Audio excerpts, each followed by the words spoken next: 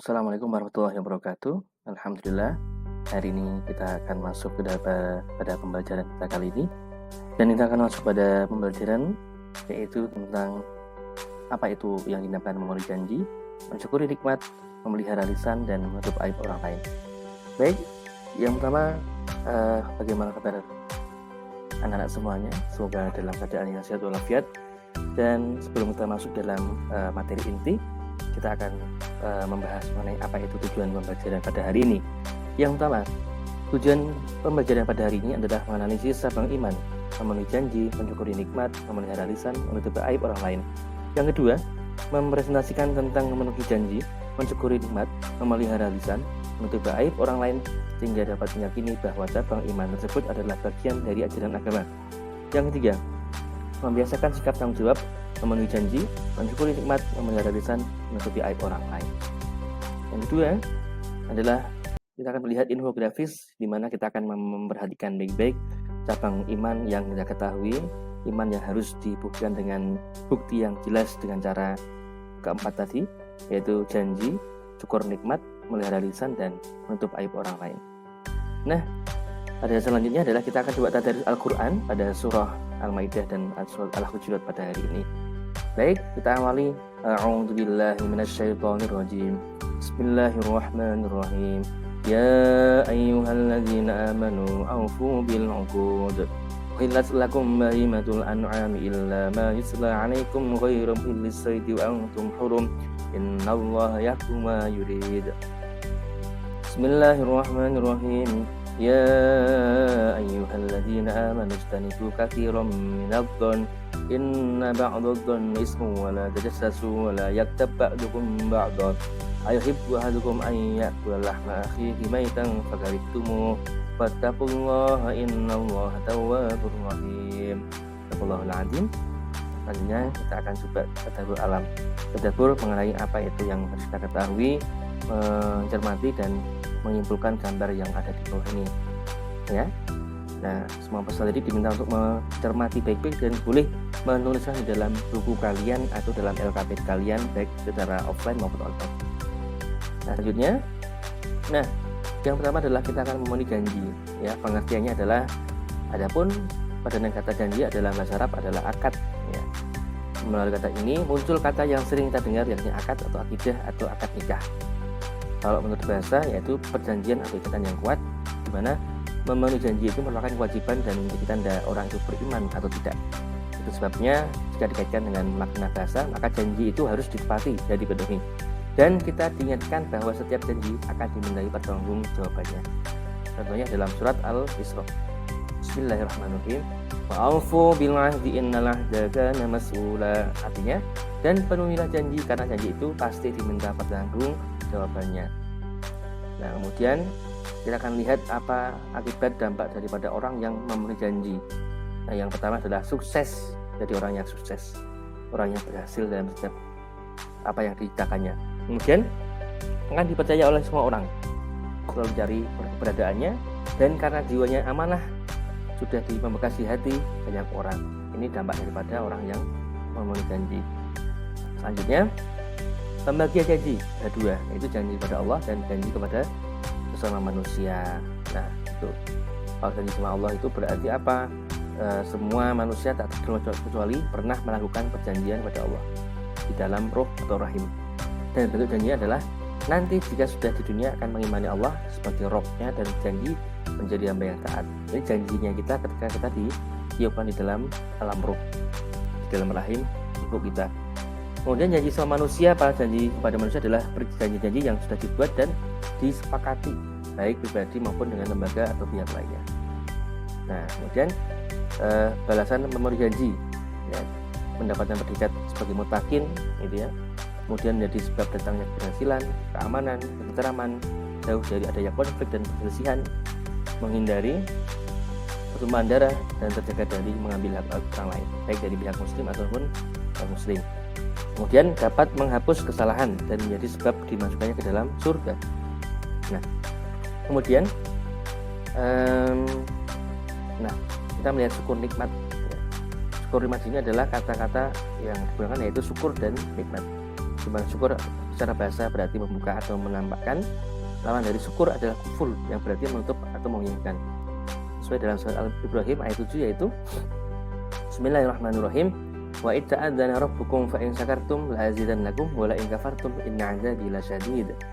Nah, ini dan ingatlah jika Tuhanmu memaklumkan sesungguhnya jika kamu bersyukur niscaya aku akan menambah nikmat padamu, tetapi jika kamu mengingkari maka azabku pasti akan berat, akan pedih.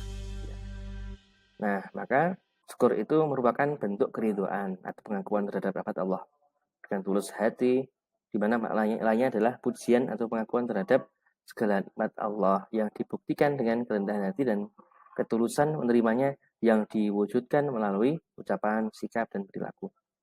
Nah, sementara makna nikmat ya menurut bahasa adalah pemberian, anugerah, kebaikan, dan kesenangan yang diberikan manusia, baik berupa rizki, harta, keluarga, maupun segala kesenangan yang lainnya. Kemudian, bagaimanakah wujud syukur itu? Nah, pribadi yang bersyukur pada Allah Ta'ala ditandai dengan pengadanya pengakuan, kerelaan, dan kepuasan hati atas segala nikmat yang diterima. Dilanjutkan dengan lisan yang selalu mengucap syukur, misalnya banyak-banyak mengucapkan hamdalah, kalimat-kalimat pujian, gitu ya. Di mana Imam Ghazali membagi syukur menjadi 3 bagian, yaitu ilmu, hal, dan amal. Sehingga kesimpulannya adalah wujud syukur itu harus menyatu antara hati, lisan, dan perbuatan. Adanya sinkronisasi antara hati, lisan, dan perbuatan. Itu wujudnya syukur. Tidak boleh berpecah, tidak boleh saling menindih ataupun ada yang kurang. Baik. Nah, selanjutnya apakah keuntungan daripada orang yang bersyukur? Nah, yang pertama adalah jauh lebih produktif, ya. Kedua, lebih bahagia dan optimis. Dan yang ketiga adalah manfaatnya kembali ke diri sendiri. Nah, 3 hal ini yang luar biasa. Jadi pribadi yang lebih berkembang, ya. Jadi pribadi yang tentram, yang selalu ada solusi, cara, ya, menghindari mengeluh, sambat begitu ya. Nah, karena semua manusia punya tataran daripada ujiannya masing-masing. Kemudian manfaatnya akan kembali ke diri sendiri. Nah, selanjutnya adalah caranya memelihara lisan, yaitu dengan lisan atau lidah yang bisa dikatakan sebagai sebagian anggota tubuh yang sangat berharga. Karena melalui lisan ini tidak tertata muncul pertengkaran. Jika lisan itu tidak tertata akan ada pertengkaran, perselisihan. Nah, itu ya. Maka lisan juga bisa membuat malapetaka yang besar, bahkan pembunuhan yang tidak terkira akibatnya. Nah, selanjutnya penggunaan lisan yang tidak terjaga menjadikan perang yang menimbulkan korban jiwa mulai dari hitungan yang kecil sampai mencapai ribuan bahkan jutaan. Selanjutnya adalah berlandaskan pada paparan tersebut, maka lidah dan lisan kita harus tetap dijaga dengan baik sesuai dengan Quran surat Al-Ahzab ayat 70 sampai 71, di mana tipis sekali perbedaan antara bahagia dan celaka serta senang susah hanya dari penggunaan lidah. Apalagi jika dikaitkan dengan ajaran Islam yang sudah memberi rambu-rambu dalam penggunaan lidah.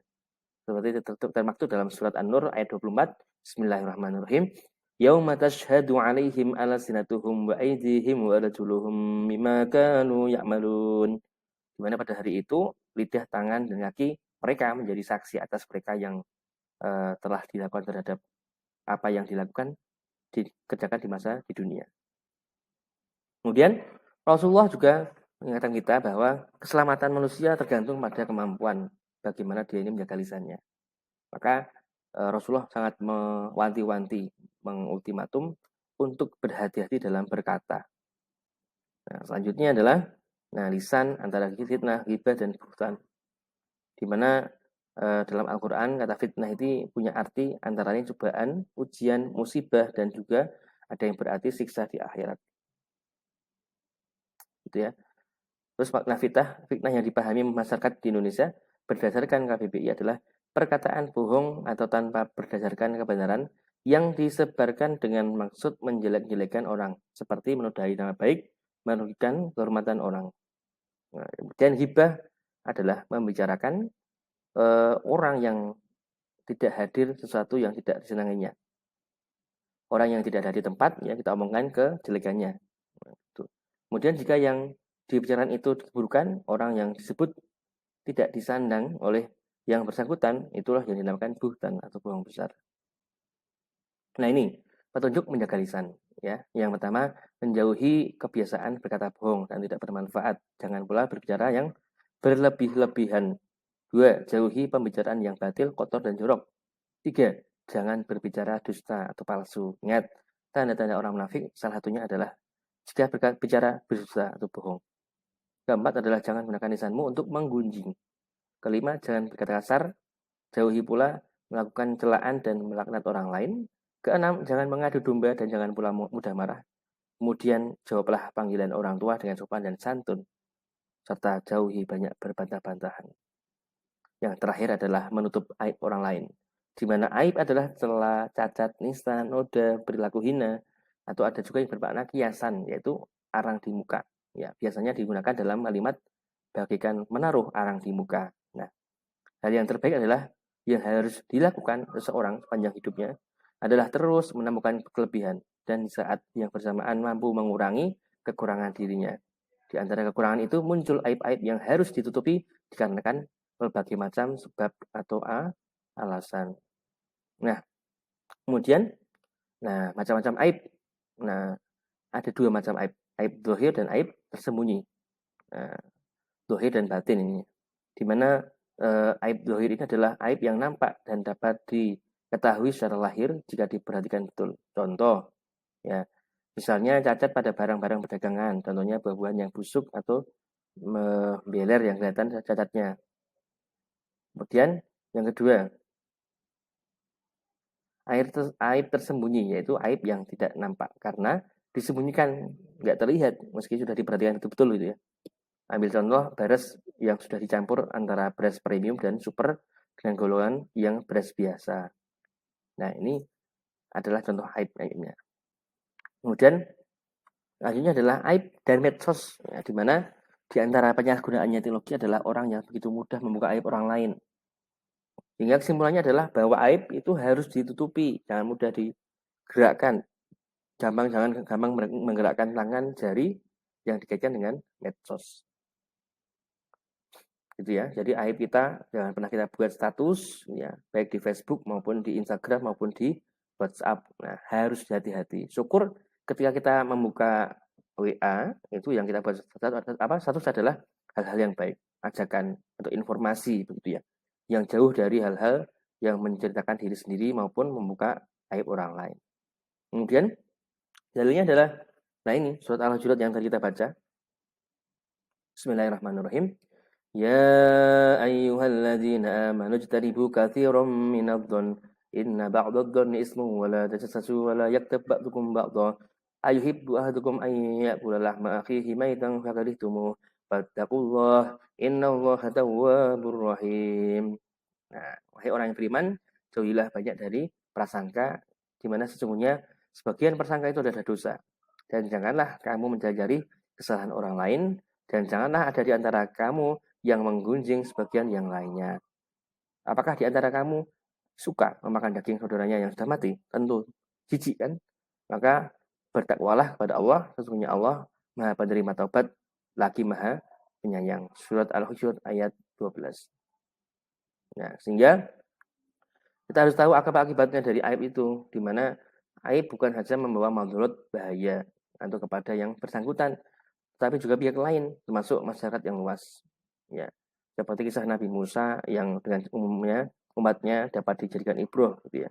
Di mana secara umum kisahnya ini terjadi ketika kemarau panjang, lalu sang Nabi itu mengajak umatnya untuk sholat istisqa. Di mana anehnya adalah setelah dilakukan ternyata hujan tidak turun. Itu ternyata ketika itu Allah memberikan isyarat bahwasanya ada dari golongannya yang masih menjadi orang yang maksiat. Akhirnya ketika Nabi Musa ingin menyuruh untuk mereka keluar dari barisannya, orang itu malu, sehingga orang itu pun bertobat ya, dengan sungguh-sungguh, dengan tobat nasuha, sehingga Allah menerima tobatnya, dan setelah itu hujan kembali turun dan begitu ya. Nah, itulah dari 4 cabang iman yang harus kita lakukan. Semoga kita semua ini tidak hanya sekedar paham ya, paham maksudnya, ya tahu semua pengertian dan apa yang harus dilakukan, dan semoga bisa terbiasakan dari mulai sekarang ini. Nah, itu untuk materi kali ini, semoga bermanfaat dan semua peserta didik dapat melanjutkan dengan pengevaluasi atau LKPD, dan semangat belajar anak-anak semuanya. Akhirul kalam. Selamat berjumpa pada materi yang selanjutnya. Saya akhiri. Wassalamualaikum warahmatullahi wabarakatuh.